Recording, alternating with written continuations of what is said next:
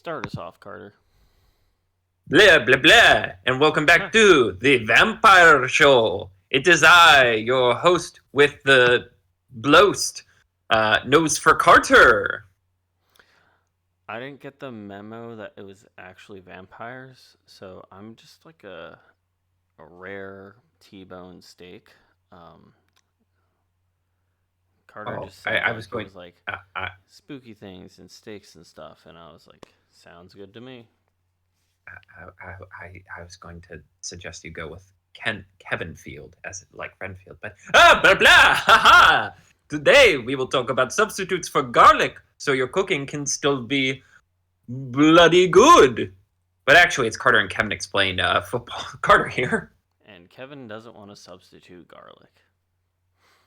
But you shouldn't. I always look. I know Brit like I know a European person wrote Dracula and a European person wrote Nosferatu, but I like to think it's a thinly veiled dig at European cuisine and its lack of spice. I can agree to that.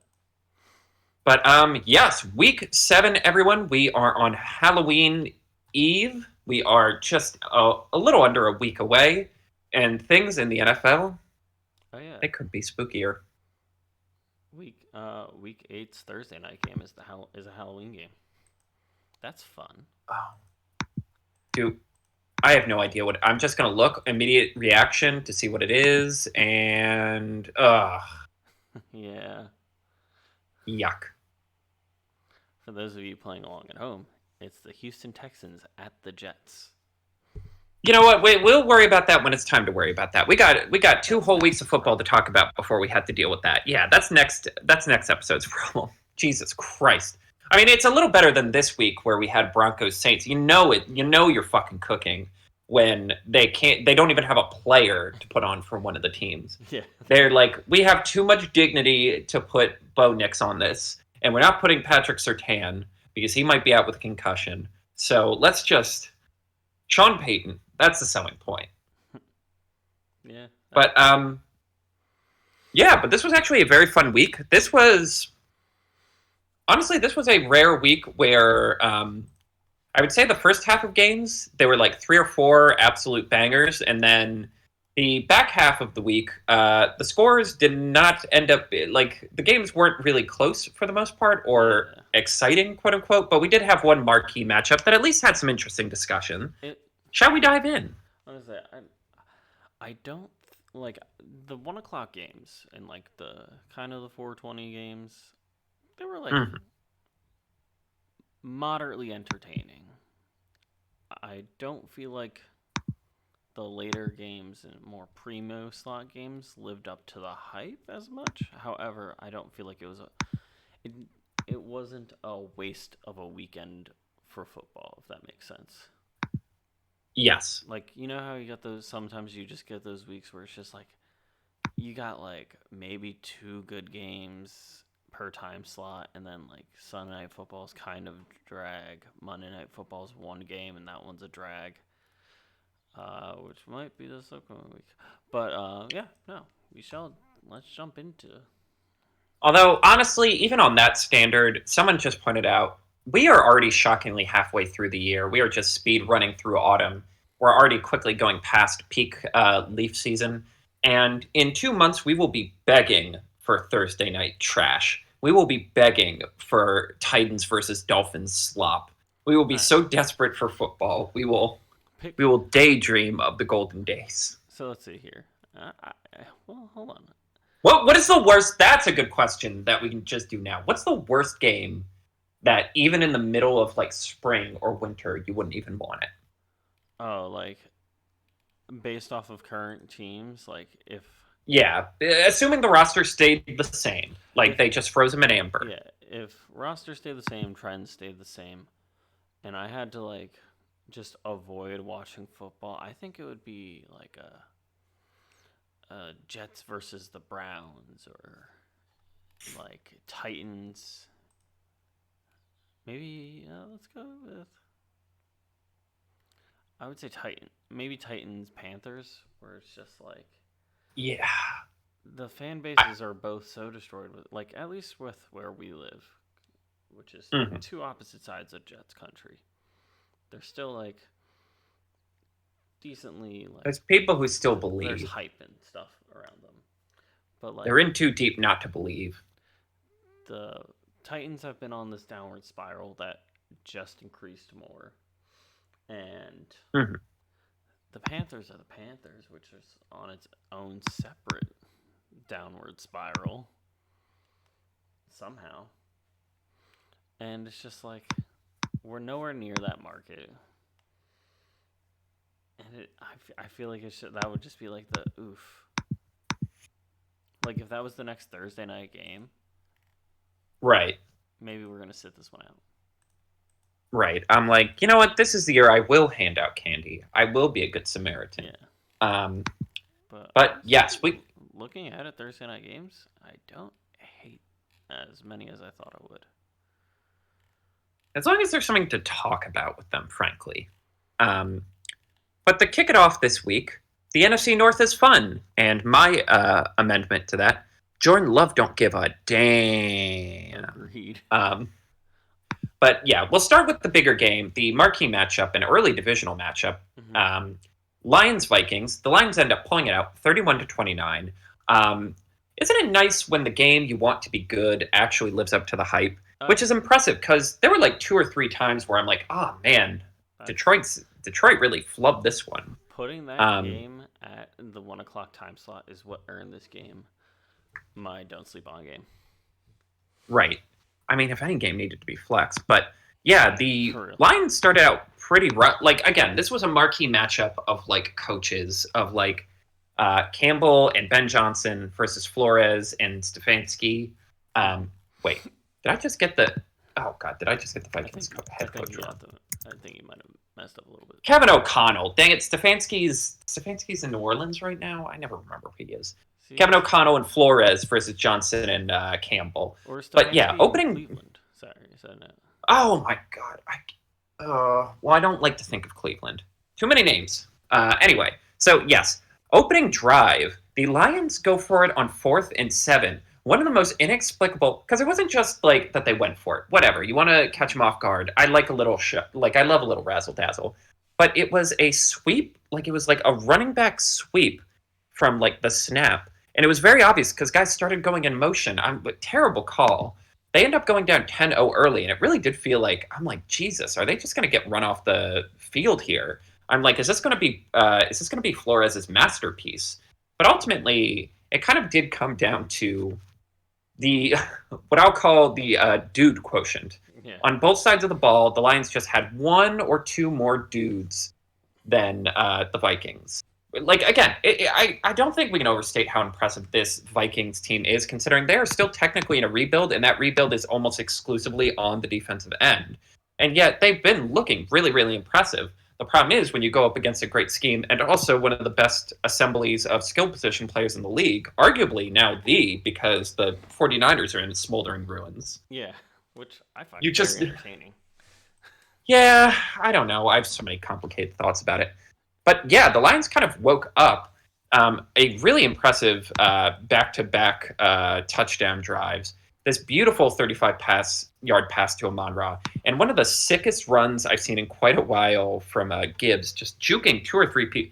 Again, I maintain he looks like what we thought Reggie Bush was going to be. But it looked like that game was over at the 11th hour.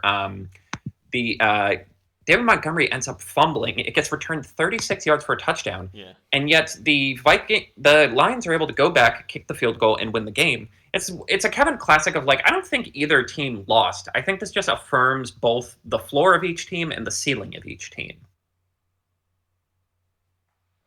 Yeah, no, it's really like it's that like almost perfect matchup. I think.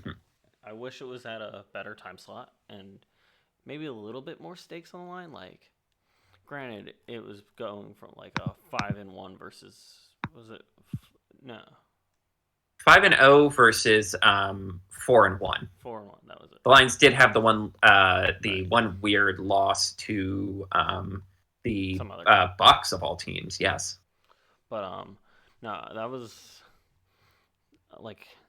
a solid like there's logic to this game. Mhm. It's like a close matchup, division rivals, two like a team that's spent the better part of the last, I would say, 3 years building up to be some kind of juggernaut with Right. the Lions, and the Vikings, which kind of seemed like they were falling apart, like as from like being like just a average. We're gonna make the playoffs, and then we'll be happy with that. And they tried to Right. start reinventing the wheel a little bit after Kirk's injury last year, and then they're Right. just like, yeah, let's just reinvent the wheel.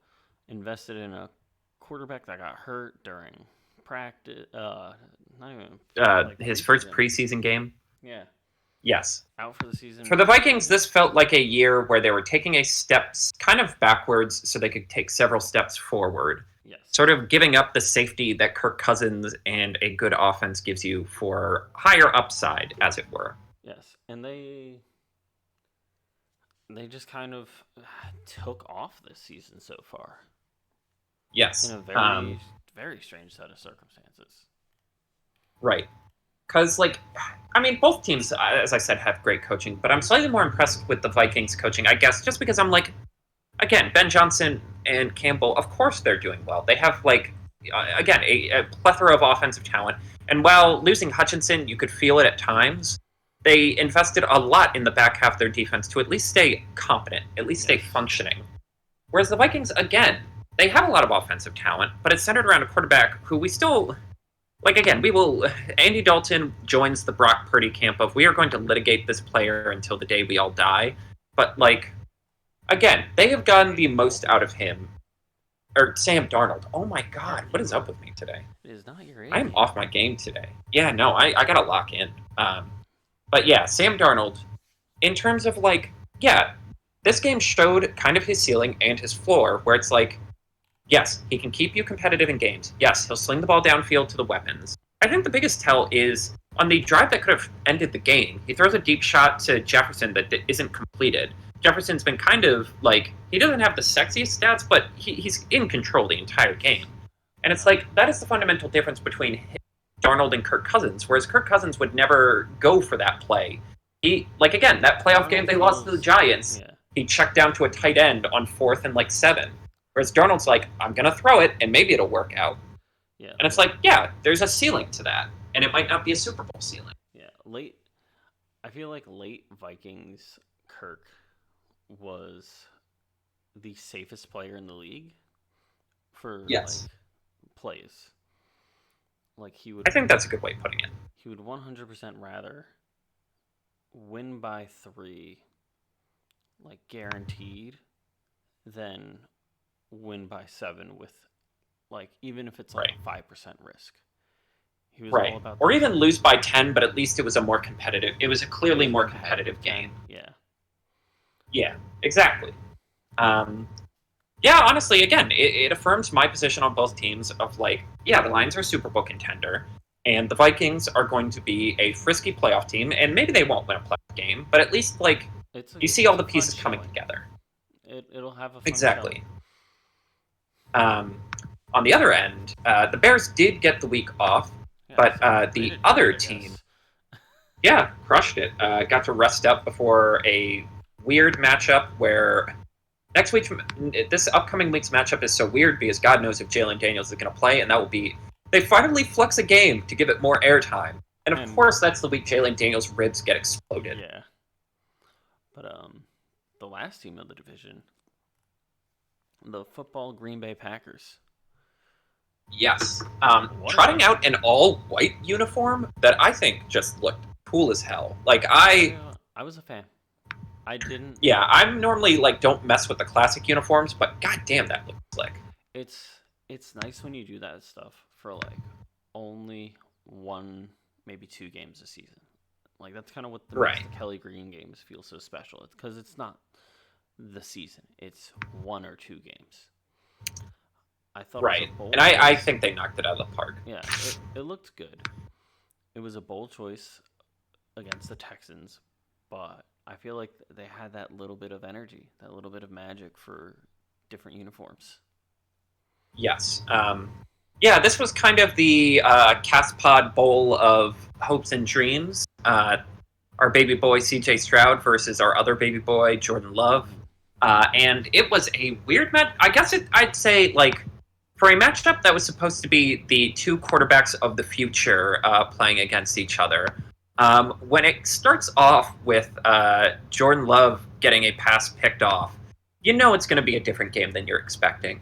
The Packers end up winning 24 to 22. Jordan Love ends up leading them downfield for a last-minute drive to kick the game-winning field goal.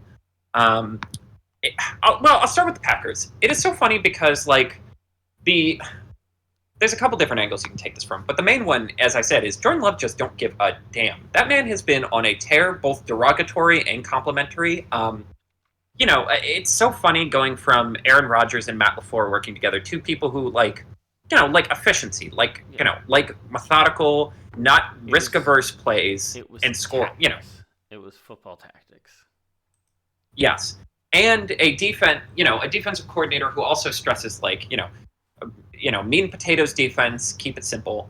Whereas Jordan Love is fuck all that. I'm going to throw a lot of interceptions, and the defense is like, well, we're going to give up yards like crazy, but we're also going to have the most turnovers of any team.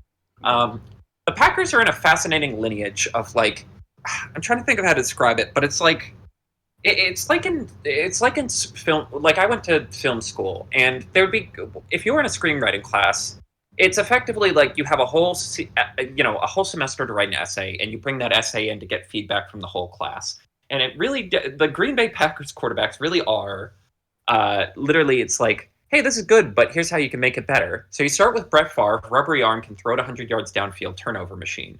Then you get to Aaron Rodgers. Same rubbery arm, can make all the throws, but he's like tactical, as you said. He's risk averse. He avoids the turnovers, and somehow in the process of being like, well, what if we do that? But he's less of a dick. He's actually likable. It's like good, but why did you bring all the turnovers back? Yeah. I can't tell if it's because of the knee injury. He doesn't feel as comfortable like standing around the pocket, or it's a feeling of like I have to push this to I have to push the ball downfield. But he has thrown a lot of turnovers. He threw 2 picks today, but then he throws the 3 touchdowns. One of the most insane of the day, where it literally goes through a man's hands to get to his receiver, and it is so funny. All this discourse. Yes, it is actually one of the most aesthetically pleasing plays you'll see all week. I highly recommend finding it. It really is just like, all this talk about too high, all of this talk about like, oh, they're forcing players to dink and dunk down the field. They're forcing quarterbacks to get restless.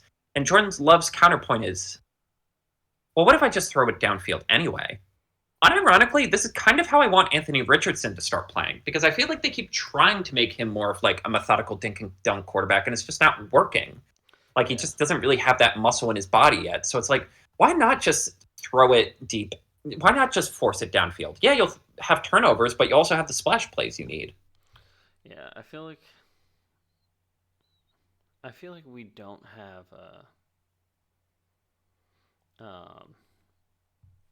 like the younger generation isn't being trained to be like that gunslinger quarterback really. Mm-hmm. Like CJ Stroud is the closest there is, but it's just like everyone's trying to play it more safe, like, and everyone's trying to follow the tactics method and stuff. But it's like with your other skill positions, like 10, 15 years ago, your wide receivers are the fastest dude on the team. Regardless of how good they can catch, they are going to be stupidly fast. Your running backs are going to just be big, bulky guys that it takes a lot to tackle. You don't really have like, and if you have that small guy running back, people are like, "What are you doing?" Mm-hmm. And over the last, I would say maybe 5 years, max, they've evolved into drafting people that are good, that like could be different body types, but they have talent. Like, for example, Devontae Smith, not the biggest dude on the field, but he can catch like a good portion of his catches. Or Derrick Henry still has that big, bulky running back vibe. but Mhm. he can still get through things. But you go to Xavier Worthy, who just bobs and weaves through all the defenders. And so like those skill positions have kind of caught up, and you can start to see the shift with especially the defensive backfield of Mhm. them finding talent to compensate for those guys. Right.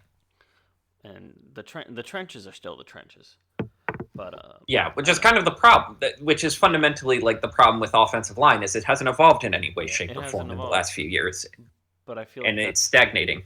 that's because the quarterback position hasn't quite evolved. Everyone's playing like trying for like super safe quarterbacks, and they're trying to get the next.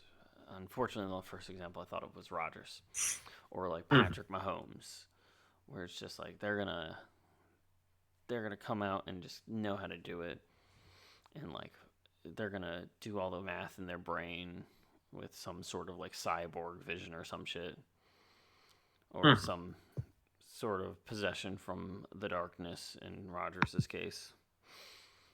And Okay. but you don't see like a gunslinger anymore, really. Like every once in a while, like you see someone like Kirk Cousins, who's just like he's just gonna fucking throw the ball like a lunatic, but he's gonna play it too safe because he's he's got a lot to risk, Right. and that Yeah, I guess my stance again. I would rather die through pushing the ball downfield than die dinking and dunking and losing by 3. mhm, And the thing is, it's working. They're 5-1. He's won 3 straight games after that weird Minnesota game. mhm, Like maybe he tones it down as the year goes on, but I'm like, is this objectively good for the team? Him throwing 19 interceptions, I don't know. But is it fun to watch? Is it the kind of yes, football that we've been missing for like basically like all the pundits have been complaining we haven't had in a couple years? Absolutely. I guess briefly to talk about the Texans. I don't know. This game kind of underlines kind of the weird vibes the team has had this year. yeah, It's the second year in a row where we're like, well, the offensive line will be better this year, and it's like, well, no, it is not. This is on one hand, this is Stroud's worst game purely like from a vibes feel and a stats. He was 10 of 21 for 86 yards. Um, you're not allowed to have that few passing yards today, yeah, but also it's like when you actually watch it, when you watch the tape, and like I hate always having to defend quarterbacks by being like, watch the tape, but it's like he's running for his life. He's doing everything he can. He got sacked 4 times. It is like, people really get on the Texans coordinator Bobby Slowick because it's like, why not just air it out, have more out of shotgun? And I'm like, I don't even know what you're supposed to do if the quarterback is running for his life every other play. yeah. And I don't want to say it's sad when the quarterback's just running for his life, but it's just like that isn't a game of like look at how good of a quarterback I am. It is I got to get rid of this ball as fast as humanly possible. Right. Um, yes, but NFC North, you have our attention. It is going to be a very fun push. The final game of the season for the Lions, I would be remiss not to point out, is against the Vikings. So That could be a a fun lot is game. on the line going forward. Here, I, here's my problem I with have a that feeling that's game. going to be the night I would game say I hope that's the night game, but here's my problem with because the that. final weekend they don't map out the schedule until the last Yeah, minute. which I respect, and I will schedule the Mm. entire weekend.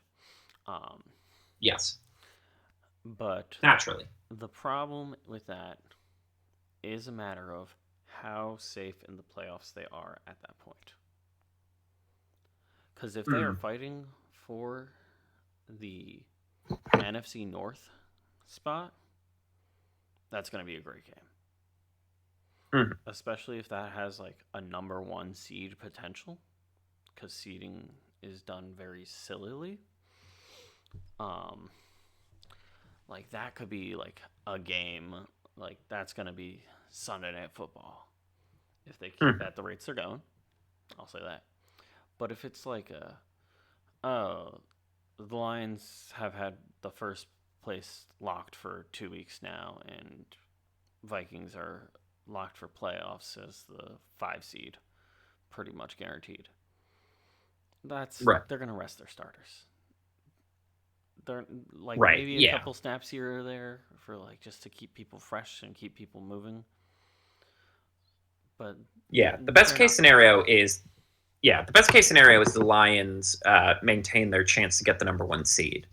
Like they have to win the game to get the number 1 seed. Then, because at the bare minimum, we'll at least get like it competitive on a competitive, at least from the Lions end. Yeah. Moving on, Carter begins his Lamar, Derrick Henry co-MVP. I don't want to spend too much time on this because, like, what can we say about the Ravens that hasn't been said already? Basically, all the points we said last week can be copy-pasted here.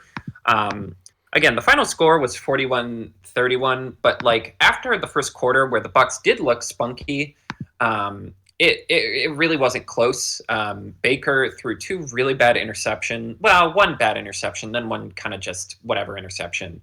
And then from there, it really underlines like, oh, the Ravens' problem has been closing out games. Well, Derrick Henry solves that problem fundamentally. Again, gang, other teams in the NFL, sometimes it's worth overpaying for a player to keep good teams from getting him. But Derrick Henry, 15 carries, 169 yards. Simply stupid. I think he had like 2 50-yard plus runs. He had another 80-yard skedaddle. And Lamar Jackson had one of his best games as a pro, which is saying a lot. Like, it's wild that he might not win the MVP this year out of sheer voter fatigue, even though this is probably going to be his best season. He threw 5 touchdowns, 12 yards a throw. They just looked as dominant as possible. If nothing else, he deserves credit for finally making Rashad Bateman a viable NFL wide receiver. But Lamar is already on pace to kind of blow his stats last year out of the water. So strictly on a stats perspective, feeling really good about that. He's already halfway to his, like, well past halfway to his touchdown total from last year. His completion percentage is better. Basically, every major statistical category he's better. The only question is, will he be able to get over 1,000 rushing yards? And if he gets 1,000 rushing yards and Derrick Henry gets to 2,000 yards, both of which are realistically on the table, I just think you have to have a discussion about, like, what if we just give them both MVP? I know the obvious answer is they'll just say, oh, no, he'll get off, Henry will get Offensive Player of the Year. But why not? Why not celebrate the totality of this offense in a fun way? That's such a cop-out, in my opinion. That's fun, though. No, the Offensive Player of the Year is the cop-out. Yes, that's what I'm saying. I was going to say, I'm kind of... Yeah, it's lame. Then just say the MVP is a quarterback award then. Because, like, that's coward stuff.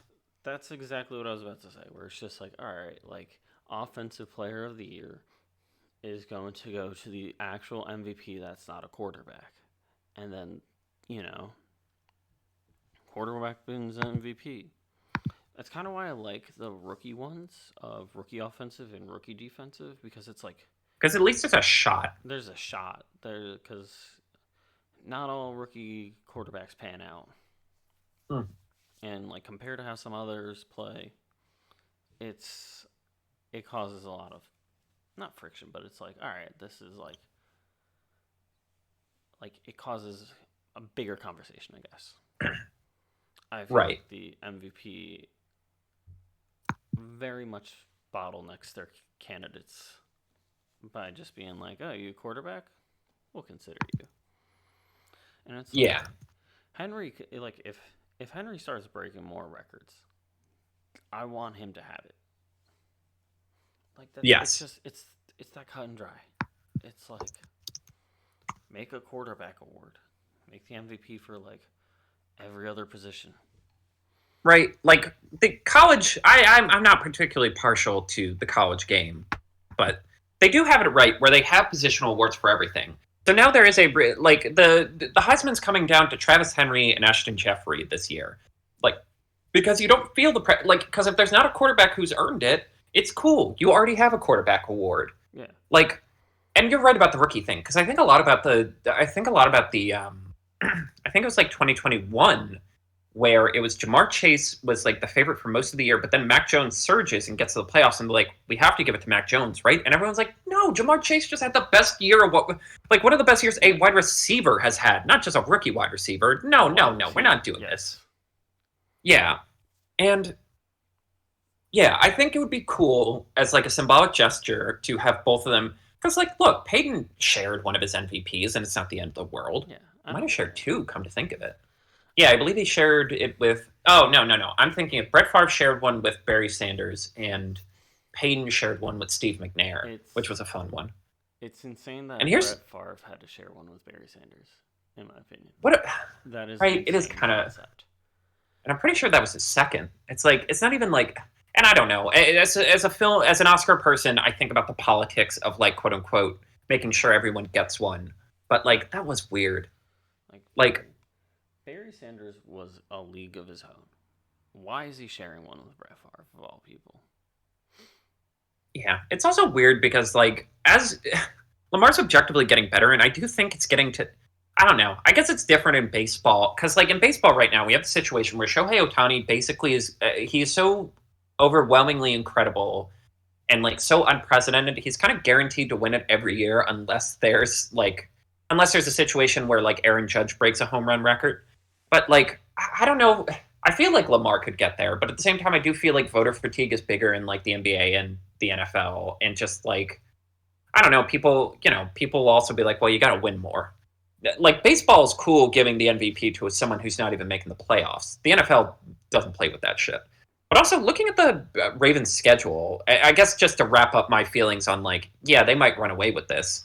It's like, the rest of the way, they play the Browns, whose defense is like good. Maybe it'll have a little more spark now that they don't have to play with that one guy who we'll get to in 1 second. The Broncos, who are pretty good. That's what that next note means. All right. They already marked the they already ran over the Bengals. The Steelers' matchup, but then it's Chargers, Eagles, Giants. I saw a blue logo and just brain turned off there. Pittsburgh, Houston. Like it's a average collection of defenses, but I don't see one that's going to stop them. Yeah, I see, like, maybe Myles Garrett might have, like, a strong arm in the game against them, but he's also one of those next-level, players. Right. And then you got... he's the only, like, dominant defensive lineman who might take advantage of the still slightly weak Ravens offensive line. Yeah. The Eagles might put up a fight, but I don't know how big the fight is going to be. And actually, the Texans' defense, their line's not the worst, but I wouldn't say it's the best. And actually, Steelers... They're good pass defense. Steelers still have Watt. If Watt is healthy, Steelers are a bigger threat. If Watt is not... I'm just thinking about how Saquon Barkley... made a meal of that Giants defense, and I'm just thinking, Lamar and Derek with like playoff implications on the line, in the middle of winter with a defense that might, especially because at that point a lot of Giants players might be making business decisions because they're almost to the end. Yeah, that could be some records there. That is what, week 15 or yes, 15 I think. A quoted tweet I really liked. Oh, you think Derrick Henry's good now? Just wait till it's the dead of winter and he's going against defenses who have emotionally quit on the season and are just trying to survive with their heads intact. Oh, yeah, no. If he, that Giants team is already losing a lot of love, faith, everything.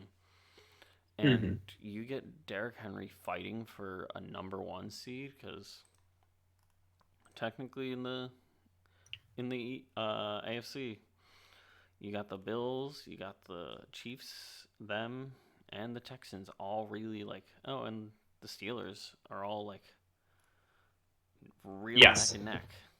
And I really need people to get serious about stopping the Chiefs for a little bit so we can have a realistic chance that everyone could get the number 1 seed. Yeah, honestly, but the Chiefs only need 1 loss for that. Yeah, come on, guys. Let's lock in just a little bit. But maybe against the Buccaneers or the Broncos, or not the Broncos, the Bills. but they got their strength of rest of the schedule is not really good. Yeah, they still have to play most of their divisions, so like who freaking knows? But Two games um, against the Raiders, two games against the yeah, it's not looking Broncos. great. But yeah, we'll have to see. But that's my stance on the MVP at an early at this midpoint of the season. But shall we move on to a point that I just labeled? It's over. Yeah, which out of Ding dong, the witch every is dead. The witch is dead. The witch is dead. Ding dong, the yeah witch is dead. That lady murdered another lady. Carter's notes typically have a lot of context. It's either like his previous note. Carter begins his Lamar Henry MVP campaign, or it's kind of vague, but it's also like it makes you can follow along easily with like last week's note of when is it morally right to fire a coach overseas. Yes. This was This the one most. is simply This one just says it's over. Period. period. On a bulleted list. And for a Carter note, I literally could not think of a possibility of what that was for.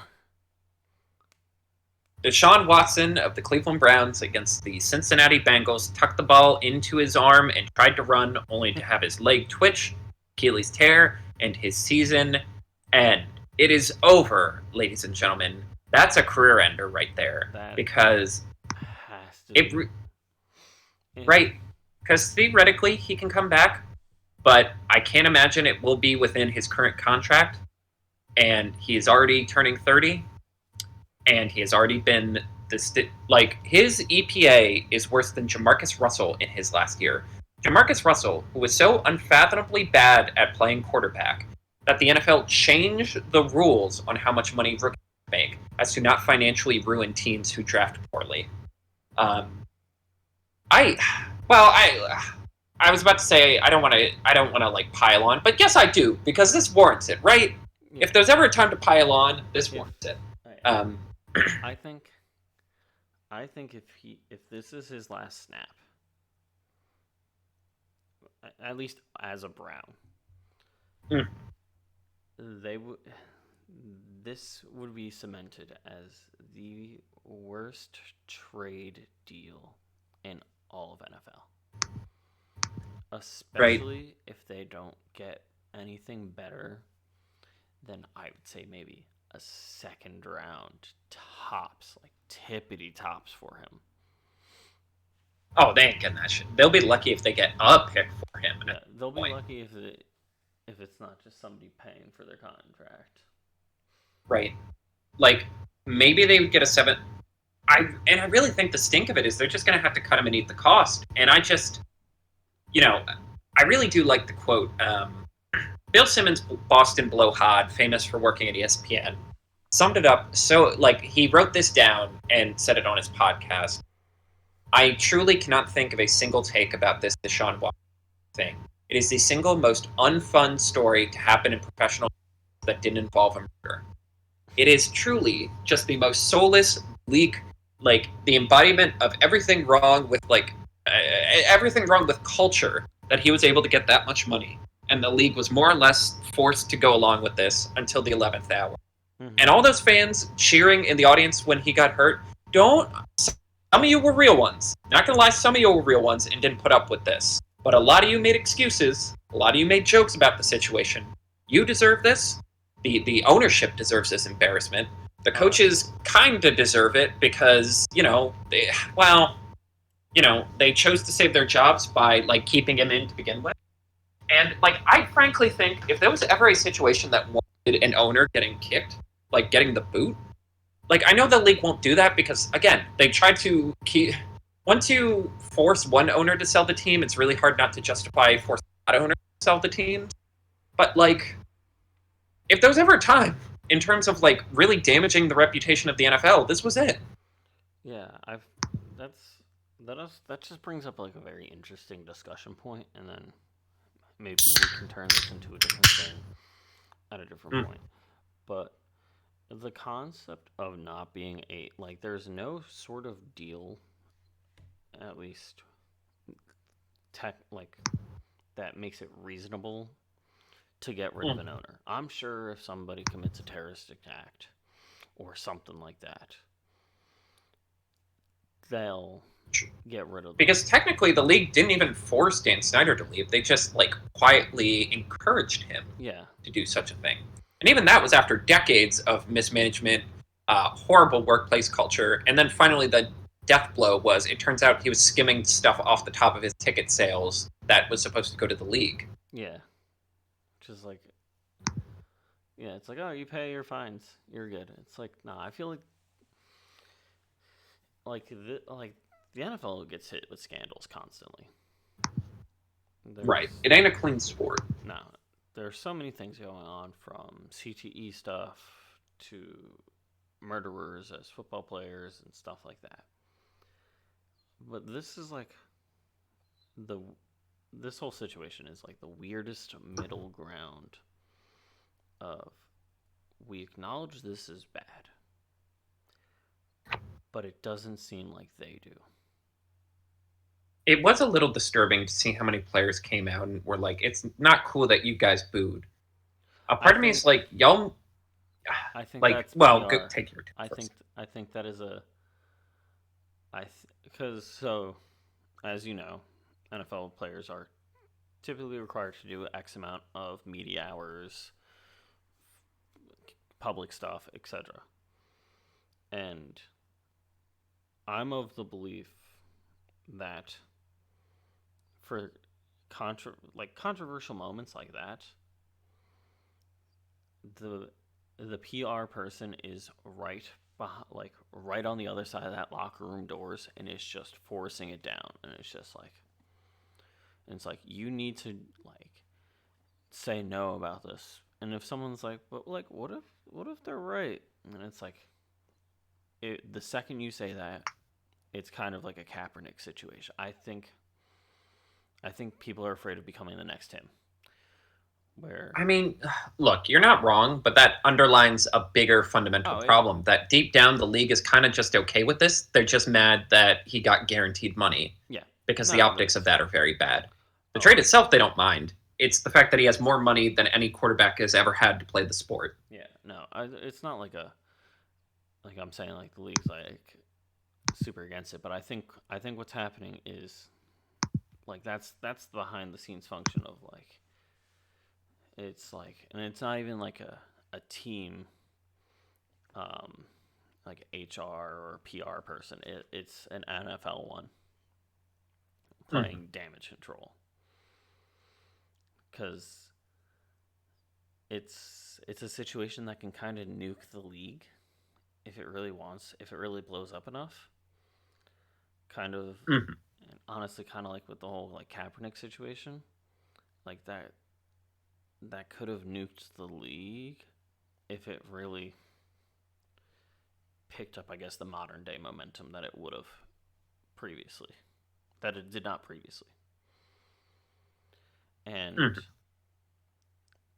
I think like players see how he can't really get a job or a gig or anything really going significantly now, and I feel like for players that are not like that are still in their prime, kind of like Miles Garrett, where I feel like he still has a couple years left easily. Oh yeah, Um, he doesn't want to end up like that. yeah. I guess. I think, I mean, I hope that's what it is because if these guys deep down are ambivalent or don't care about it, that's obviously that's yeah, worse. and It's sad that it's sad that they'd be like selling their dignity to protect the shield, but at the same time, it's like Colin Kaepernick never got his career back. The Dixie Chicks spoke out against Iraq and never really got their career. Like, yeah, if there's one thing celebrities have been taught consistently, it's that like sticking your neck out 9 times out of 10 is not going to work out for you, and no one will come rescue you after you're and proven right. it's never. I feel like situations actually like the Dixie Chicks and Kaepernick are they're not they're not making an example out of them. They're making a Mhm. warning out of them, Exactly. Yes, and perfectly said. that's what people are afraid of. and like it would take like a coalition of huge names Right. to make something like that not happen. But the second that momentum starts happening, it's going to be the inverse of that, where the league's just going to suck up to them and just be like, it's like, Travis, like, remember that time you were in trouble for like doing like smoking weed in college?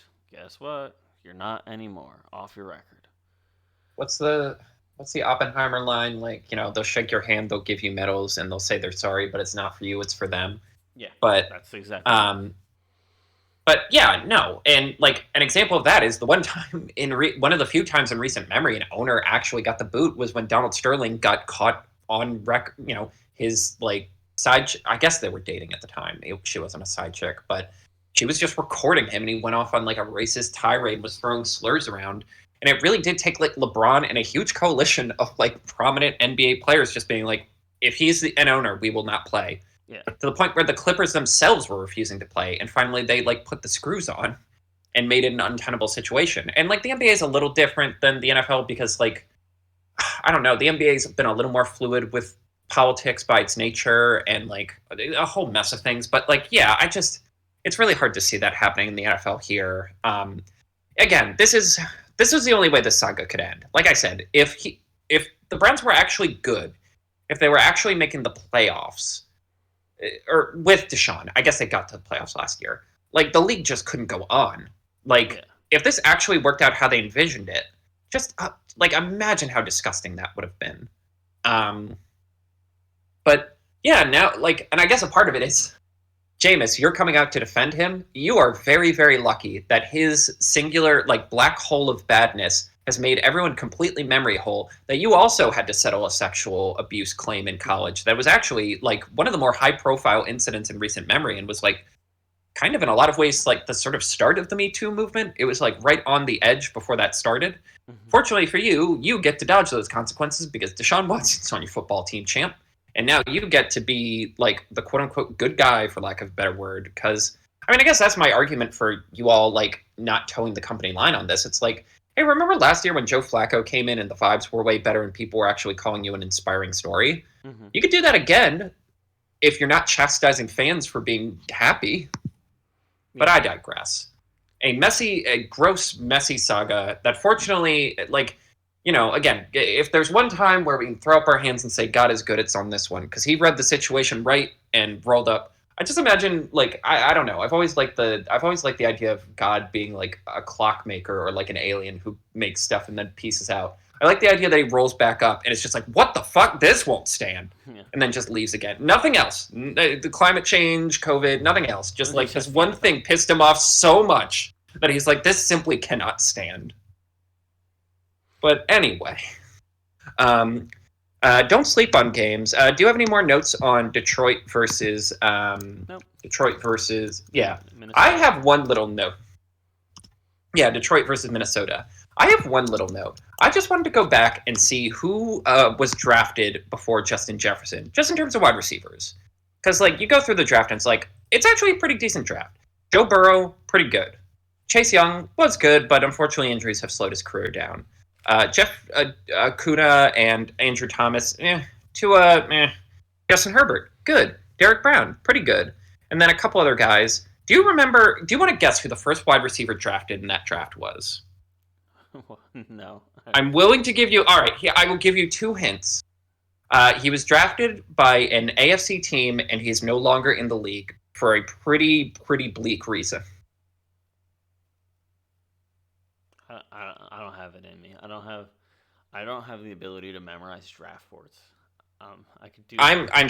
See, this is my shit though. This is my geeky shit. Henry Ruggs, the wide receiver from Alabama, who went to the Las Vegas Raiders and is currently in prison for driving under the influence that caused multiple deaths.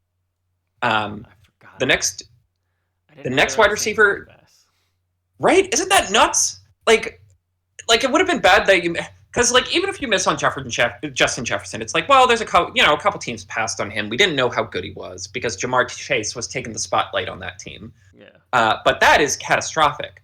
Next up, Jerry Jeudy, who's always been the like, well, if he just had a good quarterback.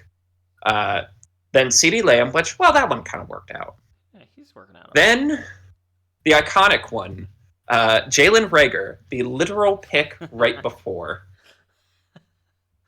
See, I want to think that people always ask, should we have just kept the pick for Diggs and drafted Jefferson? And I'm like, no, because if we do that, some twist of history is going to happen where the Eagles aren't stupid and they get Justin Jefferson, and we end up with Jalen Reagor. But I digress. Mine was Seattle versus Atlanta, which I believe you had as you don't sleep on game, and I'm assuming you didn't. I pitched that as my don't sleep on game. It was it was an interesting result, but not really for the reasons you'd think. The Falcons kind of just got lambasted, 34-14. I discovered a new term called a grand slam, when a defensive lineman sacks the quarterback, strips the ball, picks up the fumble, and then returns it for a touchdown, all of which Derek Hall did. This is the most competent the Seahawks defense has looked against, a offense that has looked way better in the last few weeks. And that is exciting because, again, like you bring in former Raven, like Mike McDaniel, because you want to improve a defense that has a couple bits of talent, but not consistent talent. And this is the most competent they've looked, on top of, like, again, the offense. We're seeing the ideal version of this team in terms of, like, competent passing, competent running, competent just all across the board, with enough high-end talent with, like, Metcalf and Jackson Smith, that, like, and Witherspoon on defense, that you kind of turn the tide on teams really, really quickly.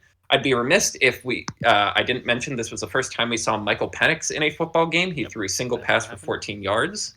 That's always fun. And someone described it really well as the Seahawks are becoming kind of like the perfect barometer team in terms of, like, you can figure out what your ceiling or what your floor is by playing the Seahawks. Because the Seahawks are good, but not necessarily a Super Bowl contender. They would have to have a lot of things go right to get to that point. I think. But they are good enough to make the wild card, and they're good enough for teams like the Bills and, like, the 49ers. It's like, okay, if we can beat them, then we're a professional outlet here. But if we lose to them, our ceiling's probably a little lower than we think it is this year. Yeah, and I think that was kind of the point I made. Well, I'll be adjacent to the point I made last week about why that game was, where it's like that's kind of like that was the pacer game. Yes. Of being able to judge where you stand, and I feel like that perfectly split at least the conference of the Seahawks are the bottom of the better teams, and the Falcons are the top of the worser teams. Or exquisitely said. Yeah. Where it's just yes. This game affirms to me that the Falcons are on the lower tier. Yeah. If you like at this point now that, like, they're, like, kind of justifying the Eagles lost them a little bit, but it's like people know your tapes now. People are studying not just 1 week of and, like, kind of preseason. It's like you have weeks of data, actually months of data at this point. So a lot of learning has been done about every single team. And I feel like now that bar is split, because neither are bad teams. Let's see. Seahawks leading their division actually with 4-3, but everyone else in their division is 3-4. Falcons also leading their division with 4-3, but Bucks are also 4-3, and the other two are also there. The Eagles really just shit on this, like, just put the Saints' career into a spiral, apparently. But it's like, I feel like at this point now, those are your bars. If you are able to beat the Seahawks, you are a legitimate playoff contender. If you are struggling to beat the Falcons, or, like, the Falcons beat you, you might be looking to go for a draft pick. Yeah. Right, like, at the end of the day, the Falcons have a good chance to win their like they're good for a NFC South team, and that's kind of a perfect way to put it. Yeah, like Um, NFC South is almost they're obviously guaranteed a playoff spot, but if you want to get technical, do they always earn that spot? A la last year, mm, like mm, somebody has to win like that's literally what happened last year. Is somebody has to win the division. legally, unfortunately. Um, yes, but shall we move on to the lowlights? Oh yeah. First one I believe was my note. San Francisco is falling apart. Shanahan is sitting in his shower, and the Goo Goo Dolls are playing, and it's just he doesn't want the world to see him. Like, it was a relatively, I wouldn't say relatively close. It was a game where they put up a little bit of a fight, but then they kind of just started missing kicks, started failing to like 2-down conversions or 2-point conversions, and of course it's against The Chiefs, which America's child. Right. They're It's America's football team now. There, I said it. Unfortunately. I mean, true. I like right because they got Taylor, they have the media presence, but it's so interesting because it really was. A lot of people are like, if this is the season where it all falls apart for the 49ers, it's going to happen on this game. And it really was sobering, where it's like objectively the score is close.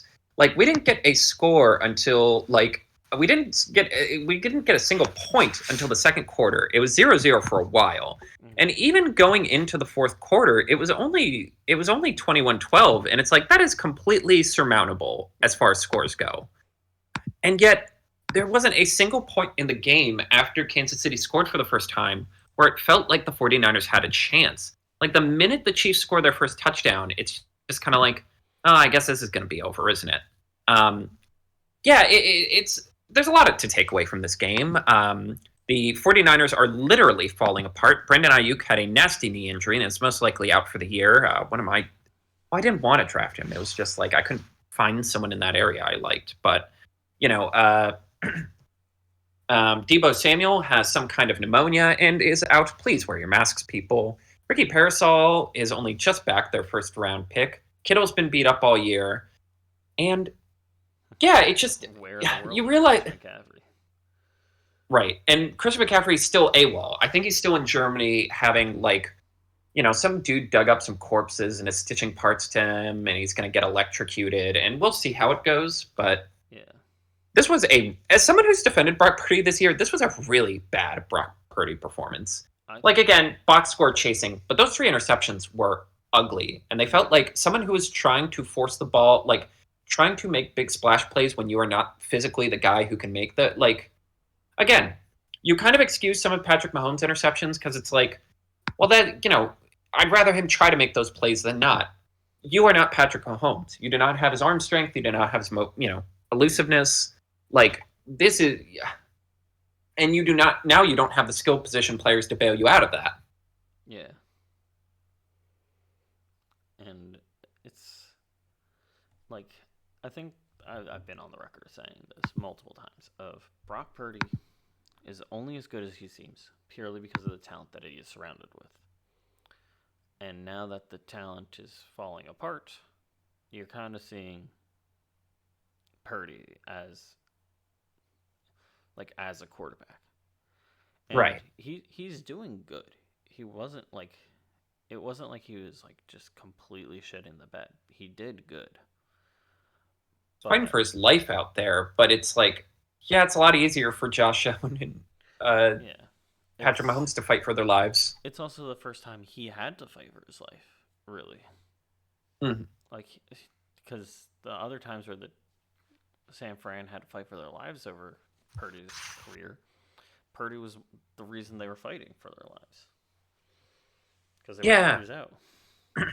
I do think it's very fascinating that they're passing the ball way more than they're running the ball. Again, it really does feel like they just don't know how to cope with the loss of McCaffrey. So they're like, well, I guess we're a passing team now. And it's like, no, the whole point was you're a running team. That's how you designed the offense. Even when you didn't have Christian McCaffrey. Yeah. Jordan Mason's not that bad. It's not great, but he's not bad. McCaffrey. Yeah, it's just so weird that it's like the 49ers are going to be remembered as truly one of the most incredible collections of skilled position players and high-profile defensive names the league has ever seen. And yet, ultimately, the only 2 times they were healthy, they made it to the Super Bowl and lost to Patrick freaking Mahomes. Mm-hmm. And something about this game being against Patrick freaking Mahomes where the last piece, like the last 2 healthy pieces went down to a knee injury and pneumonia, just felt very symbolic. Mm-hmm. It's like, as someone said, season from hell doesn't seem to describe it because literally the season started with your first round rookie pick getting shot in an unrelated robbery. Yeah, which, wild.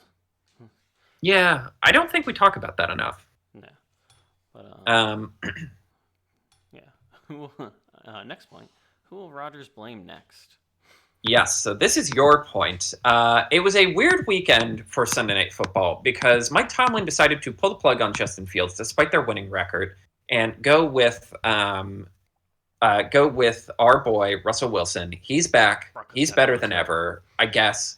And I'm going to be honest, the start of that game really was this is why you don't pull the plug on a quarterback early. Because the game was basically 15-6 for a while. Like, it took them... They did not reach the end zone until the end of the first half. And the Boo Birds were coming in. He was sailing some passes. It was a little ugly. But then, as the game went on, and as, like... How to play football. Yes, basically. Yeah, he's like, Gadzooks! I've got it! I'll play football well! Eureka! I paid $2 billion for this research team for this information. But, yeah, it's like... On the sidelines is all clapping around him, like, ah, yes. Yes! Yeah, one of them whips their shirt off and starts flipping it around. But, yes, I don't know. I'm focusing on the Steelers because I'm so fucking tired of the New York Jets. Like, this was so predictable. This was so predictable that Devontae Adams would change nothing. He got the ball thrown to him 9 times and only caught 3. His most notable play was diving like a phoenix in the night, trying to tackle someone on an interception. But, yeah, I do, as much as I look, I'm a big Fields guy. He's looked better this year. He was a little sloppy last game, which I think is why they decided to make this move now while they still have a lead on the division. But you do see why someone would lean toward Russell Wilson over Justin Fields. Because right now, Justin Fields, in spite of his reputation, he is a bit risk-averse in terms of, like, deep shots. He's a little erratic on deep shots. Mm-hmm. Whereas Russell Wilson is always willing to just huck the ball downfield, and it's like, okay, you do not have the best wide receiver core. The corpse of Van Jefferson, Pat Freiermuth, Calvin Austin III, who's a man I keep forgetting exists. It really is the George Pickens show. Yeah. And Russell Wilson brings out the best in George Pickens because it's like, I'm going to throw the ball downfield to him 8 to 9 times a game. The worst thing that happens is it'll get intercepted and it'll basically be a punt, or it just will land. Mm-hmm. But if it's a big play, that completely changes the momentum of the game, or we get pass interference. And I think that just willingness to chuck the ball downfield opened up everything for this offense in a way that Fields just they basically made the risk calculation that it is worth 1 out of 3 passes being like a 50-yard bomb, as opposed to 1 out of every 3 passes being a 10-yard Justin Fields run. And ultimately, that's probably a safe bet. It's literally like him and Kirk are doing the same analysis. And Kirk goes, 49% success, too dangerous. Nope. And then Russell Wilson just goes, 49% different, like, chance? So you're saying there's a chance. Right. He was doing that before he became a punchline. And now he's got nothing left to lose, baby. Yep, no. He's living off that Broncos money for at least 2 more years. Yeah, he's playing it off like he does. It doesn't matter to him, and it kind of doesn't. And especially with his age and how long he's been, he can just ride that to the end. Right. Yeah, who cares? He's a punchline. His old team hates him. His other old team hates him. He's getting like $20 million from the Broncos to not play for the Broncos. He can just cruise. And in terms of in terms of any individual like side of the ball on any team, I'm hard pressed to think the Steelers aren't just the best group that I've seen. Where it's like, it just feels like when they got you in a blender, you just can't do anything. Like if they, it's like the bully of the swing set. Once they push you down, you're just kind of down. You're not going to get back up. T.J. Watt is my early favorite for Defensive Player of the Year, and like against this version of the Packers. I mean, they're basically the Packers now. They have to figure out who else do they need to bring back. Greg Jennings. Who's their tight end? Come on, there's a couple different guys. Was Romeo Doubs there when Rodgers was there? I'm trying to think of other Packers wide receivers.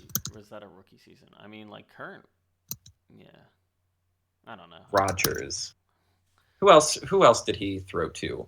Donald Driver. That's one. Robert Ferguson. Yeah, we got to figure it. That's the solution. Who does he blame next? Not enough Packers receivers. Let's go. He did blame the media, which I'm like, the media has handled you with kid gloves, my guy. They are so desperate for this to work. They gave you so many primetime games. I feel like Aaron Rodgers is the only person that can blame the media and it not be taken like, what the hell is this person doing? He's the only one where it's just like... Yeah, because so many people at ESPN are fucking Jets fans. They're like, we just have to endure this. Yeah. This is what we wanted. Yeah, I genuinely don't know what they do because it's like, you know, multiple offensive linemen are not going to be up for a trade. You know, I guess finally getting Hassan Reddick to come to camp will help. Mm-hmm. But it's like, it's already halfway through the season. God knows if he's in shape.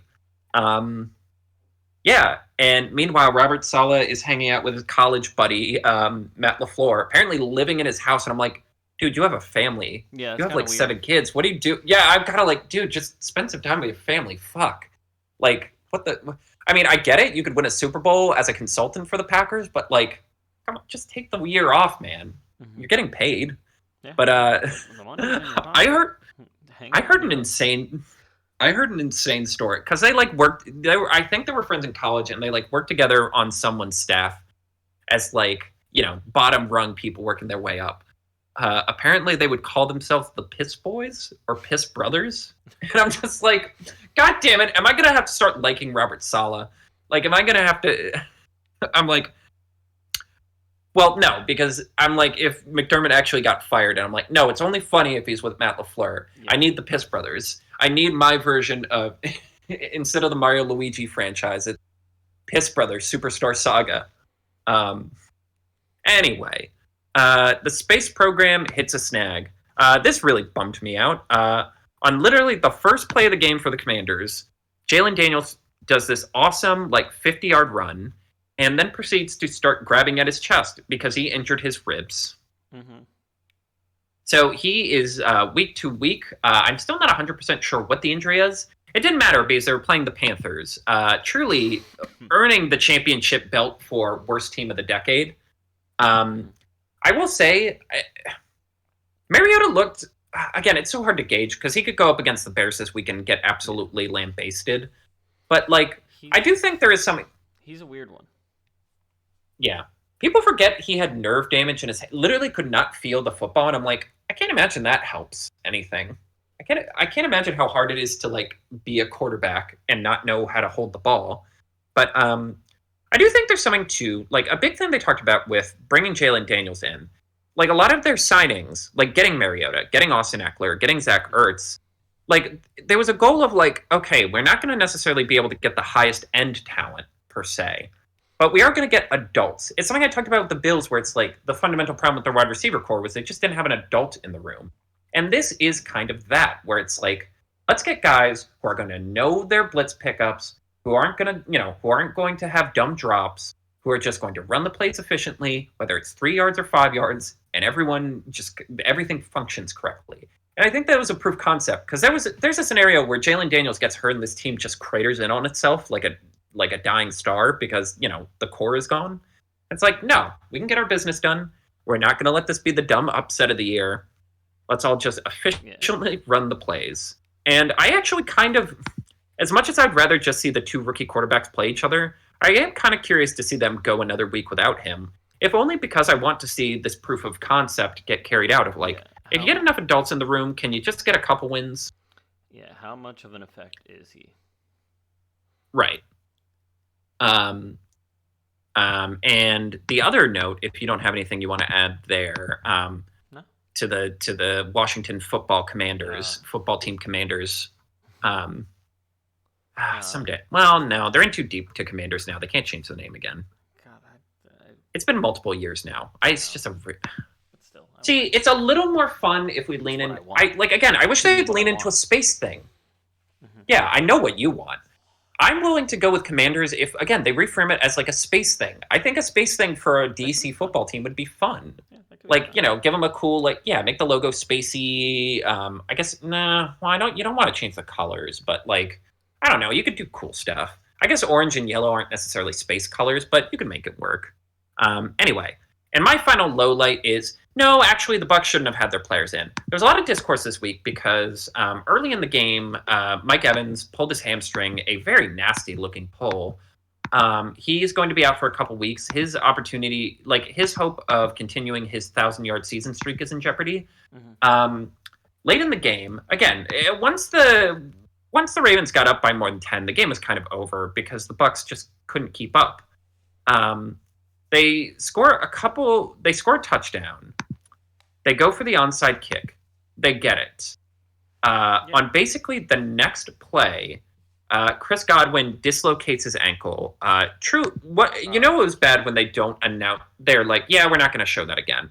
And my stance is just, people are like, you have to play out the game. You got the onside kick. You have a chance to make it a one-score game. And I'm like, if to make it a one-score, yes, exactly. If getting it to a one-score game is dependent on you getting an onside kick, 2 onside kicks in a row, because they ended up getting the ball back actually after that to end the game. If you need to get 2+ onside kicks in a row to win the game, it is not actually a close game. And instead, you heard a guy I don't know. And again, maybe it's just a vibes check of if you've already lost Mike Evans, don't risk Chris Godwin too. Yeah. But just who they lost earlier in the game. Yes. I don't know. I just common sense, the grand poobah of common sense goes, you're in the NFC South. As long as you have an even record, you have a shot. Don't be dumb. I just think it's bad process. Again, I'm a stickler for process. And maybe part of it too is Chris Godwin's a good guy and he just came back from a knee injury. Someone saw him mouthing to one of the trainers back to it. And I'm just God, that sucks. More than anything, it just sucks. Yeah. No, it's a real bummer. Mm-hmm. Notable notes. I have to ask, why people keep getting shot? Yeah. Question mark. Somebody else got shot. Are we going to solve the gun crisis in America? It's just it's really simple to solve, actually. I feel like a lot of NFL players got shot this week or this season. Who got shot? Fuck. I don't know. I don't remember his name off the top of my head, but somebody else got shot. You can't just... What is this, a fucking political ad with no, sources? Gun violence in the NFL is increasing Broncos player and rapidly. Yeah, wounded in shooting after leaving a strip club. Josh Reynolds. Oh, no. Oh, yeah. I just... I don't have anything sophisticated to add other than just everyone's gone kind of insane. Yeah, no, it was just kind of a notice. It's a notable note, in my opinion. That is a notable note. All right, the Dolphins. Yes. Oh, right, the Dolphins. It's funny. We're talking about teams we're just giving up on this year. You going really hard in the paint for the Rams, and I don't even remember who I said. Oh, the Raiders. Yeah, you said the Raiders. I'll be the first to admit. Now that they have Kupp and Puka again, I'm still out on them. But I don't think I would. If that question was asked this week, I don't think I would be as harsh on the Rams. Well, also, as someone who really likes Kupp, the trade rumors, I guess I'll just really quickly say, I do feel like this game where they had both Puka and Kupp, it really felt like they were trying to push Puka into the Kupp role of, high target, high usage, even though he was still a little ginger on the... I do think they're at least trying to test the waters of, can we... if the pillars of this franchise winning the Super Bowl were Aaron Donald, Matthew Stafford, Kupp, and Sean McVay, we already lost Darnold.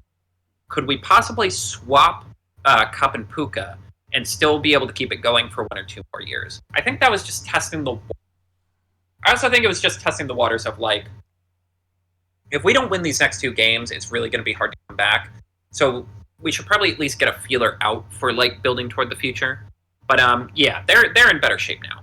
But I wish I said the Dolphins because I feel like they've gotten let off the hook because of how sad the Tua Tagovailoa stuff is, because they fucking suck. They fall. Like, I have no sophisticated way. I have nothing interesting to say other than they huff butt cheeks. They smell. They stink. The only game they've won since they lost Tua, a miserable 15-10 game against the Patriots. And, I think that's the thing. That's not so right. much. And I know that, Tua is kind of underrated, at least in running the offense. But it is inconceivable that their boy Mike, who's supposed to be this offensive coach, just can't make anything work here. Again, you have Devon Achane, you have Raheem Mostert, Tyreek Hill, and Jalen Waddle, 3 of the fastest players to ever play the sport of football. Surely you can fudge something. Surely you can whip up at least a competent, B-level offense. Dayball Stark is making scoring points in a cave with a box of Malik Neighbors and Daniel Jones. Yeah. No, this is the absolute inverse of the Brock Purdy being put into start situation, where he is, what was he? He was quarterback number 3 for the 49ers his first season where he started. And that was also his rookie season. So when he started in general, and right, but he was given a plethora of talent to work with, and dude looks great because honestly, it really makes me appreciate evidently it's a lot harder to just go out with talent than you'd think. Actually, maybe Brock Purdy is underrated. But I think here's the difference. At that point, they were kind of big on Trey Lance, but they didn't have proof of concept yet. So they were still drafting and trading and getting decent quarterbacks with Jimmy G and Brock. The Dolphins dived headfirst into the Tua pool. And then you would think, a couple seasons ago, a couple bad head injuries, brain scrambled, probably shouldn't play again. You'd think they would sit there and go, we should invest in a solid backup. We have Tyreek Hill, Jalen Waddle, on very good contracts for us. Let's not be dumb. Let's invest in a solid backup. And right. They don't. Because this isn't like the Jets where it's you're in too deep with Aaron Rodgers. It's either happening with Aaron Rodgers or it isn't. You've at least put out feelers for guys other than Tua. Yeah. And knowing his injury history, you have to be ready for that. Yeah. The window is now. And not. Who is it? Sky Moore and Tyler Huntley? Where Huntley did have some... Skylar Thompson. Sky Moore is the forgettable Chiefs wide receiver who wears 24 for some reason. I love him because he's the embodiment of the Robert Woods theorem. Of, take whatever player with a cool name and swap it out for Robert Woods. Yeah. Would people still like him? And Sky Moore is the best example of no. Why did anyone think the guy was going to be good? Yeah.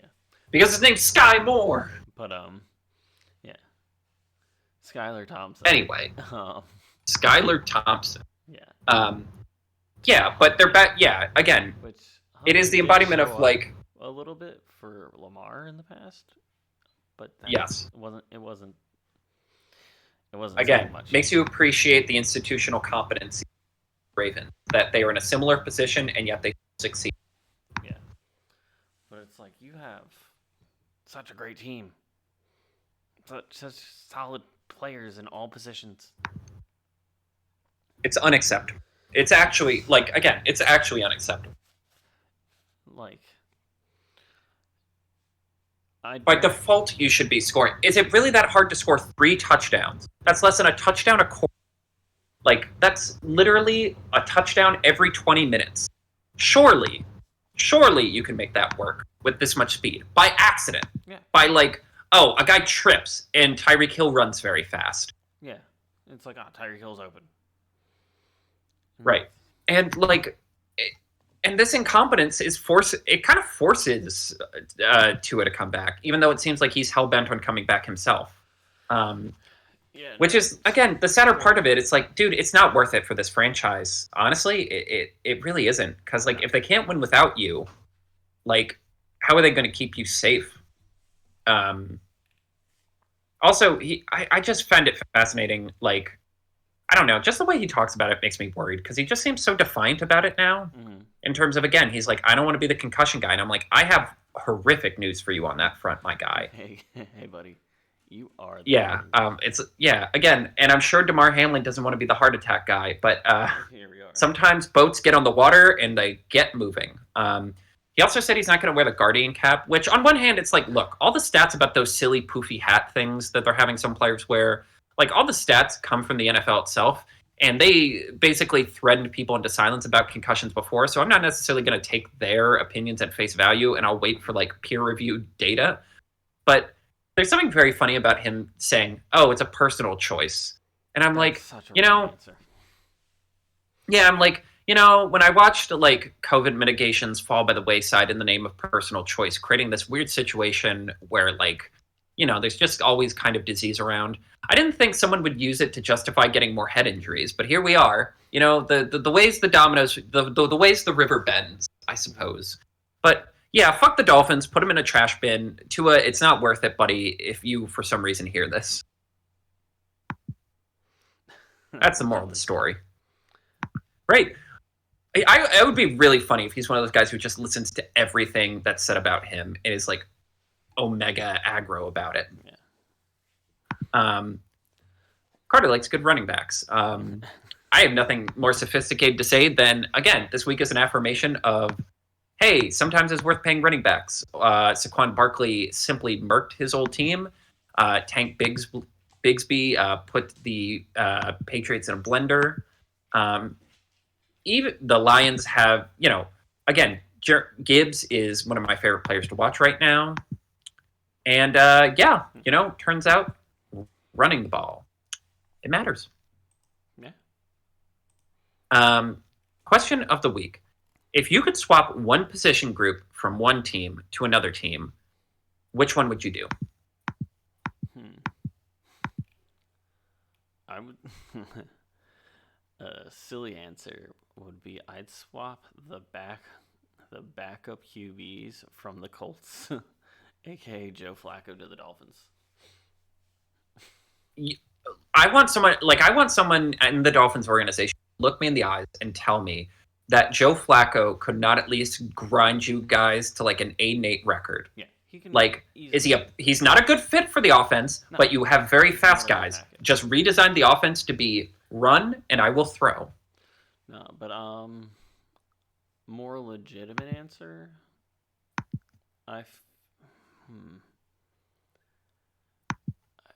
This might sound a little weird, but I feel like putting the Lions DBs on the Packers. Interesting. I don't think the Packers That's a fun one. defense is bad in remotely, but I feel like the Lions DBs are just a hint better. Just a hint. And I feel like but it's that hint that goes from getting the level up to being just shy of the level up. You know what? I agree with that completely. Right now, the Packers defense is a lot of splash plays without consistency.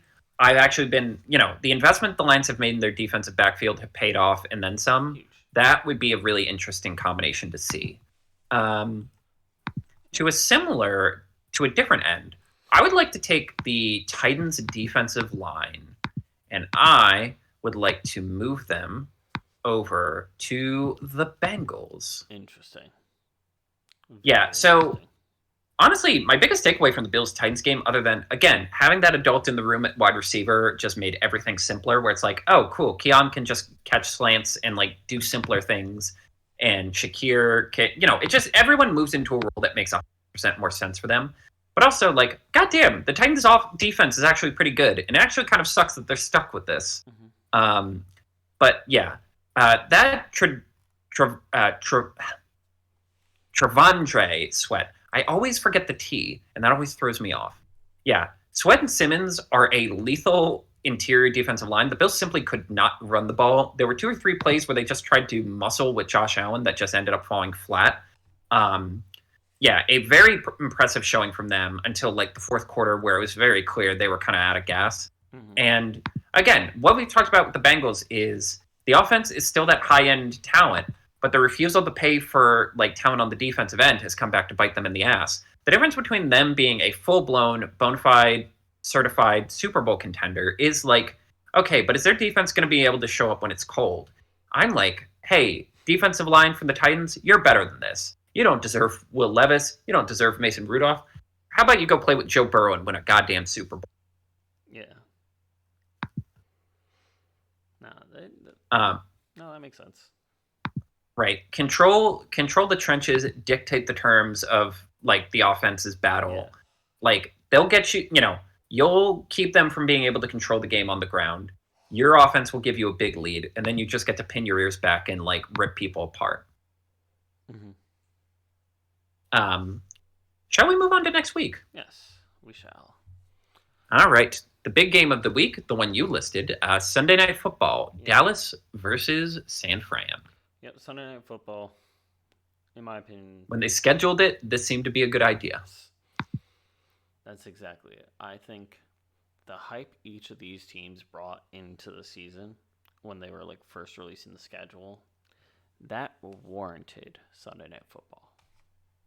Because it was legitimately 2 NFC juggernauts before the season actually started and we really got going. It was like everywhere you looked, it was Cowboys, 49ers, Lions. Those were 1, 2, and 3 in some shape and sound.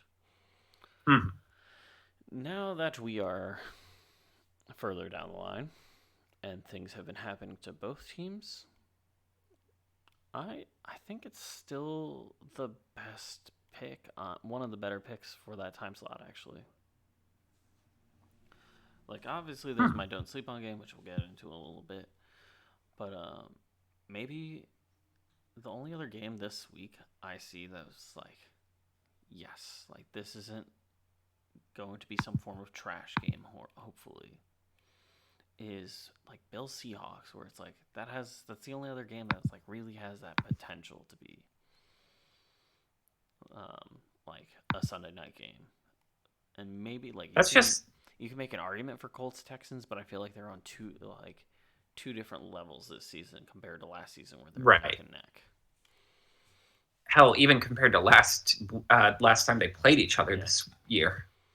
But none of the other games are really, like, in my opinion, worth that Sunday night slot.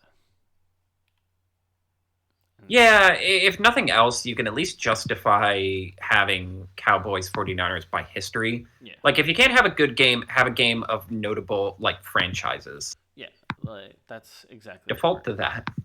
Where it's just like, all right, like, these two are not, like, the borderline undefeated teams they were probably projected to be at this point. But it's like, all right, let's keep them at that spot. And it's just like, well, what if we put in Broncos Panthers? No, that's definitely not it. Lions Titans. Oh, that's probably going to be one-sided. Sometimes they have a little too much faith in teams being good, and that comes back to bite them in the butts. Jets. But fortunately, they're usually pretty good at identifying this team suck, right? Like, we don't have to. And unfortunately, with the exception of Bills, Seahawks, and my Don't Sleep On game, which I'll get into once again in a second, there's no other teams that really are on the same caliber that puts up a good enough, interesting fight. Like if Jaden Daniels was healthy, I'd say Bears Commanders could fit in that, but he's not guaranteed to be healthy, so it's like I wouldn't want to make that one a game time decision. But it's like Vikings Rams seems like it would be kind of one-sided. Jaguars Packers, same situation. Cardinals Dolphins could be interesting now that Tua is back, but I don't know if it's going to be good enough. Too little, too late.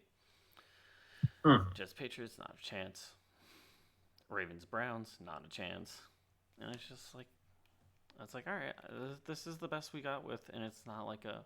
It might not be an A+ game, but it will be a solid game, hopefully. Actually, Yeah. I don't care which way it goes. I hope both teams lose. Can we make that happen? Um. Well, my Bane impersonation isn't good, but I can try my best. Excellent. Um, bye weeks for this week, none. None. Which I just noted is very sus, and I'm just gonna see. My scheduling rant is always like cross sports, and this is like a hobby horse other people have taken, but it is inconscionable during the arguably the best season the WNBA has ever had, where more eyes on it. There were more eyes on it than any other in recent memory. Where like basically you actually got like the two best teams playing against each other, or at least the biggest markets for the WNBA, Minnesota versus New York in the finals. And half of your games are going on during fucking football games. And I'm gonna give them the benefit of the doubt that like they signed the contracts for when these games would be scheduled, and like it was too late to get out of it. They've already announced they're moving to a best of seven for future NBA finals, but I just completely fumbled the bag at a huge moment. And also, you know why there's no bye weeks this week? Because it's the fucking World Series. These greasy little weasels at the NFL. They think they're smart. They think they're cool and clever. But I see through it. They're trying to elbow out the NBA and baseball. And I'm hoping the ratings are good because I want baseball to be watched by more people. Baseball's in a weirdly healthy place since they got the pitch clock, and this is too good a series for people not to watch. And NBA, you guys just need to start at Christmas. You've lost the war. You've lost the fall. Mm-hmm. That one, it's whatever. It's fine. No one watches early basketball anyway. I mean, I do, but I like basketball. But yes, it is truly just the embodiment of NBA's grease of like, having half the year simply isn't enough for us. We need more. More. Yeah, no. Here's a thought. Kind of, what if they did an inverse week in the middle of the season? What if they did like a week 8 bye? Everyone gets a bye. There's no games. I mean, literally every other major sport in the U.S. does that. It's kind of weird the NFL, a much more violent sport, does not. Yeah, but like, what if they did that? Like the halfway through the season point, week 8, week 9. Cut out the week. Yeah. Like, you don't have an all-star game, but you effectively have an all-star break. And you just do, like, each team sends 1 or 2 players, and they just do silly things. Kind of like the Pro Bowl, but not as competitive. Like, they do, like, a poker tournament, or just, like, some, like, real odds and ends where injuries aren't on a threat for it mostly. Like they do like a synchronized swimming competition. This is the best damn idea we've had all night. Thank you. Yeah, poker tournament, a home run contest, a 3-point shootout. Like literally just other competitions that aren't football. Just like let the World Series have its moment. I think that's what bothers me so much about American sports as opposed to like European sports is European sports have so much more respect for each other than American sports do. Huh. Like I was watching like think about it, like the entire like Premier Soccer League for like international break so people could play for their home countries. They just take time off. And I actually saw this thing where it's like in like Premier League, Championships League, etc., soccer leagues in Europe, it's you go out of your way to not step on your team's logo on the pitch as well as the other team's logo on the pitch, regardless of whose it is. In the rivalry, Yeah. you always avoid that. And I feel like that's a nice touch of class. Also, relegation is a threat, and I feel like that should be brought to American sports. Yes. That one's emphatic, but that's never going to happen. Yeah. All right, shall we get to our don't sleep on games? Yes. I believe you have the floor first. Give me a sec. Atlanta versus Tampa Bay. Oh, the NFC South is silly. Which this seems like it would be out of touch for me to say last year.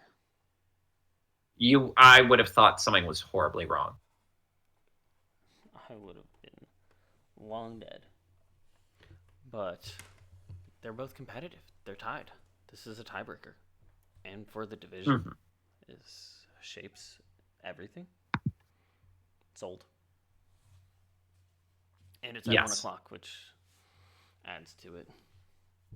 It will be very interesting if how Tampa reacts to, losing basically their entire receiving core. I'm gonna be honest. But the answer is they inexplicably have a robust running game now. Yeah, their running game's pretty solid, and I picked this game before the injuries. Well, that's fair. But yeah, they have been running over teams the last couple weeks, so I'm hoping that will just carry them out. Yeah, Rashad White, not that bad. And now it's going to have a heavier reliance on him against, I would say, a relatively stable defensive line from the Falcons. It should be a relatively fair matchup. Now let's get to yours. Yours is a case of why is this don't sleep on the game. New England versus New York Jets, only because Mackerel Jones, Marcus Big Mac Jones, I am begging you, on bended knee, please bury the Jets. You can end this now. Is it Mac Jones? Here's the thing. Drake May. I'm in the past. That's my problem. I've spent this entire day back in time. God damn it. This is why we need to edit these. No. I want that. Drake May. Dragonagle May. Dratini May. Got the drip May. That's not true at all. He has 0 drip. He's very white. I need you to bury these fucking Jets. I'm so tired of talking about them. I'm so tired of hearing about them. I want them to be even more of a sideshow than they already am. They are not coming back from 2-6. And you guys, here's the thing. Drake May's actually looked pretty decent. He already has more passing touchdowns than Patrick Mahomes, which is an insane thing to say out loud. His biggest weakness is the lack of talent around him, and yet he's still persevering. And also the coaching might be bad. I actually do think this is an interesting week because, Gerard Mayo went on a whole rant about, how we're not tough enough. We have to be tougher. And it's like, well, you're the coach. That's the vibes around him are weird. And the feeling of, is he a sort of Nepo baby? The owner kind of picked him years in advance to be the successor to Bill Belichick. So the vibes are weird. But you know how you end those vibes? Sports. Burying Aaron Rodgers in the darkness. Well, also sports. But would the darkness secretly make him stronger? Kind of a legitimate question. I'm willing to take that chance. But yeah, I'm very excited because this is going to be his first game starting against the Jets, who in spite of it all are still a relatively decent defense. I want to see how he looks, and I just think this could be a very surprising outcome for a team that otherwise doesn't have a lot of prospects going for it. Plus, I wanted to pick a wild card. Yeah. I feel like it's the best way to describe it is it would be like a slobber knocker as opposed to it's not going to be you're not playing for a playoff spot secretly. It's you two are just going to put each other in the mud. Hopefully it's a muddy game. Where is it? New York? Yeah, it might rain. Yeah, it's possible. It's gonna be. I mean, it's at MetLife, so it's gonna be a fucking fun time.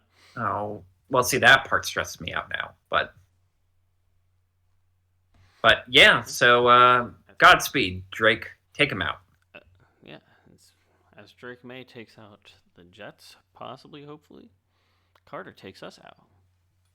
Yes. As we hit November, we are finally in the back half stretch of the NFL. The leaves are almost all gone. The Thanksgiving meals are starting to be prepped. But one thing's for sure, we still got a lot of football to watch. So as we settle in for week, what are we on, 8? Yeah, week 8. Good Lord. Yeah, I finally said something right for a change. But until then, I hope you guys enjoy another week of football. And happy Halloween. Yeah. Assuming we don't drop the episode before then.